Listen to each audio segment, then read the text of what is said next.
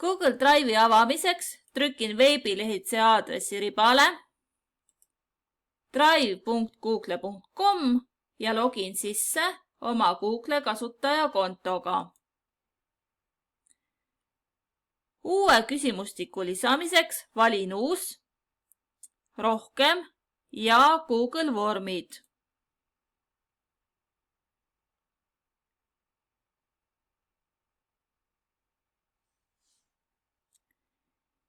Siia trükime vormile ehk küsimustikule nime.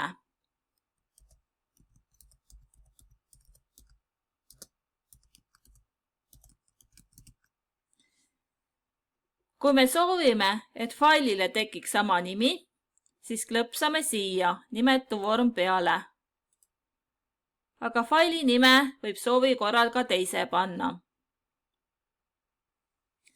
Lisame vormile kirjelduse.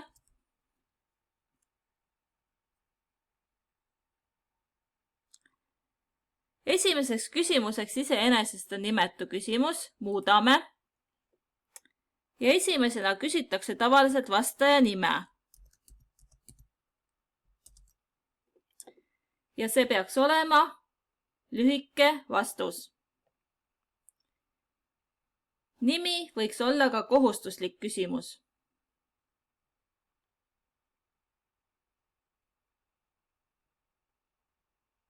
Et näha, kuidas vastaja meie tehtud küsimustikku näeb, klõpsame eelvaate nupule.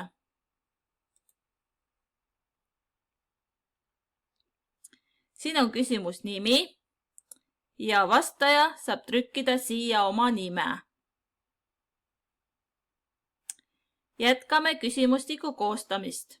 Liigume eelmisele vahelehele tagasi ja lisame teise küsimuse lisaküsimus nupuga.